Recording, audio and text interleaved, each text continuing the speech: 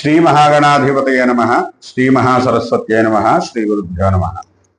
Kowtha TV వీక్షకులకు కార్తీక మాసం 18వ రోజు బహుళ తదియ 18వ రోజు శుభాభినందనలతో కార్తీక మహాత్మ్యాన్ని 18వ అధ్యాయం చెప్పుకుందాం. ఇప్పుడు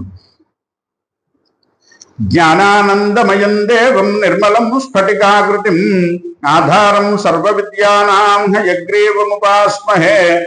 గురు బ్రహ్మ గురుర్విష్ణు గురుదేవో మహేశ్వర గురు సాక్షాత్ పరబ్రహ్మ తస్మై శ్రీ గురవే నమః. శుక్లాంబరధరం విష్ణుం శశివర్ణం చతుర్భుజం ప్రసన్నవదనం ధ్యాయేత్ సర్వవిఘ్నోపశాంతయే. అగజానన పద్మార్కం గజానన మహర్నిశం అనేకదంతం భక్తానాం ఏకదంతముపాస్మహే. మనోజవం మారుతతుల్యవేగం జితేంద్రియం బుద్ధిమతాం వరిష్టం వాతాత్మజం వానరయోధముఖ్యం శ్రీరామదూతం శిరసా నమామి. యత్ర యోగీశ్వరః కృష్ణో యత్ర పార్థో ధనుర్ధరః తత్ర శ్రీర్విజయో భూతిర్ధ్రువా నీతిర్మతిర్మమ. వాగర్ధావివ సంపృక్తౌ వాగర్ధ ప్రతిపత్తయే జగతః పితరౌ వందే పార్వతీ పరమేశ్వరౌ. ఈ విధంగా వశిష్ఠ మహాముని జనక మహారాజుతోటి ఈ నిన్నటి వరకు ఆ పురుషుడు పొందినటువంటి మహా సంతోషంతో చాలా ఆనందం పడినటువంటి కర్మ ఫలితాన్ని గురించి తెలుసుకోవాలని కుతూహలం ఉంది కాబట్టి ఆ బ్రాహ్మణుడు అడిగాడు, ఓ మునీంద్ర, మీ దర్శనం వలన నేను ధన్యుణ్ణయ్యాను. నా సందేహ నివృత్తి చేసి జ్ఞానోపదేశం చేయటం వలన నేను మీకు శిష్యుడనయ్యాను. నాకు సర్వము మీరే. ఏ పూర్వపుణ్యం వలనో మీ దర్శన భాగ్యం కలిగింది. లేకపోయినట్లయితే మహాపాపినైన నేను మొద్దుబారిన చెట్టులా ఉండవలసినటువంటి వాడనే కదా. ఇదంతా కూడా దైవికంగా జరిగిపోయింది. నన్ను శిష్యునిగా గణించి కర్మ ఫలితాన్ని గురించి వివరించమని చెప్పి వేడుకున్నాడు.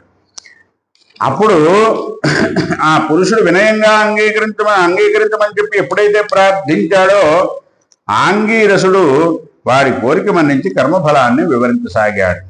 నాయనా, నీవు అడిగినది అందరికీ ఉపయుక్తమయ్యేటువంటి విషయమే. శ్రద్ధగా విను. జీవుడు అనిత్యమైనటువంటి దేహాన్ని పొంది తన్ను తాను మరిచిపోయి ఇంద్రియాలతో ఉంటాడు. శీతోష్ణాది ద్వంద్వాలన్నీ దేహానికే గాని ఆత్మకు ఎన్నడూ లేవు. కాబట్టి దేహావస్థ పొందినవాడు క్రమంగా సత్కర్మలు చేయటం ప్రారంభిస్తాడు. దాని వలన జ్ఞానం సిద్ధిస్తుంది. ఆ జ్ఞానం వలన ఆత్మజ్ఞానం కలుగుతుంది. ఆ సర్వాది సర్వకర్మలే నీలో ఉంటాయి. దేహి అయినటువంటి వాడు విధి చొప్పున కర్మల్ని బాగుగా ఆచరించాలి. స్నానరహితమైనటువంటి కర్మ ఏనుగు మింగిన వెలగపండు వంటిది. కాబట్టి స్నానము తప్పకుండా చేయాలి. ప్రాతకాలం స్నానము శ్రేష్టము, వేదరహితము అవుతుంది. దీనిని ఆచరించు సామర్థ్యం లేని వారు అధమం కార్తీక మాసంలో సూర్యుడు తులరాశిలో ఉన్నప్పుడు, మకర రాశిలో సూర్యుడు మాఘమాసంలోను, సూర్యుడు మేషరాశిలో ఉన్నటువంటి వైశాఖ మాసంలోను, ఆ 3 నెలల్లోనూ ప్రతిదినము ఉదయమునే స్నానము చేయటం వలన ఉత్తమ గతి ప్రాప్తిస్తుంది. చాతుర్మాస్యాదులైన పుణ్యదినాలలోను, గ్రహణ దినాలలోను, మిగిలిన పుణ్యదినాలలోను వేరు కాలాలు చేసి కర్మ పుణ్యఫలం అవుతుంది. మిగిలిన కాలంలో ప్రాతకాలం నందే స్నానము, సంధ్యావందనాది జపము, హోమము, సూర్య నమస్కారములు మొదలైనవి చేయటము చాలా అవసరము.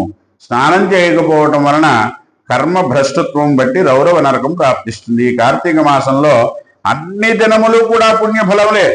దీనితో సమానమైనటువంటి మాసం లేదు అన్నాడు.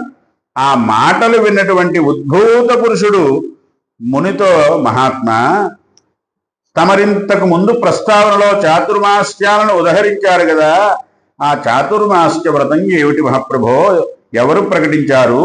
దాని ఫలితం ఏమిటి? నాకు ఇప్పుడు గతం ఏమిటి చెప్పమని అడిగాడు.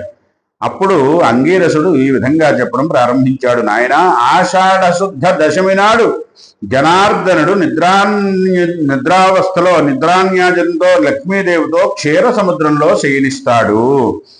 కార్తీక శుద్ధ ద్వాదశి నాడు తిరిగి మేలుకుంటాడు. కాబట్టి ద్వాదశికి హరిబోధి అని పేరు కలిగింది.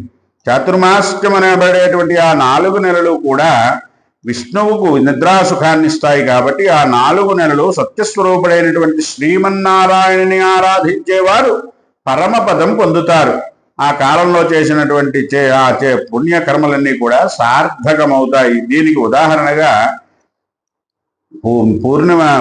పూర్ణనకు హరి చెప్పినటువంటి కారణం చెబుతాను వినవయ్యా శ్రద్ధగా అని చెప్పి ఈ విధంగా చెప్పాడు. ఒకానొకప్పుడు కృతయుగంలో వైకుంఠంలో విష్ణుమూర్తి కొలువు తీర్చి ఉండగా నారదుల వారు హరినామ సంకీర్తన చేసుకుంటూ వచ్చారు. శయనుడై ఉన్నటువంటి హరికి పాదాభివందనం చేశాడు. విష్ణు భగవానుడు మందహాసంతో ఏమీ తెలియని వాడిలా అన్ని చోట్ల అందరూ కుశలమేనా నారద అని అడిగాడు. అప్పుడు నారదుల వారు, ఓ భగవాన్, వేద మార్గాన్ని విడిచిపెట్టినటువంటి వాళ్ళను చూశాను. కొందరు మునులు మానవులతో కలిసితో విద్యుక్త ధర్మాల్ని మరిచిపోయారు. వారికి మోక్షం ఎలా కలుగుతుంది? కొందరికి భక్ష్యాభక్ష నివేదన లేదు. కొందరు సదాచార సంపన్నులై ఉన్నప్పటికీ కొందరు పరనిందాసక్తులైనారు. వారందరినీ రక్షించవయ్యా, ఏదో ఉపాయంతో వీరికి మేలు చేయమని కోరాడు. అప్పుడు శ్రీమన్నారాయణుడు లక్ష్మీ సమేతంగా గరుడ వాహనం మీద భూలోకానికి వచ్చాడు. వేల కొలది ఋషులుండే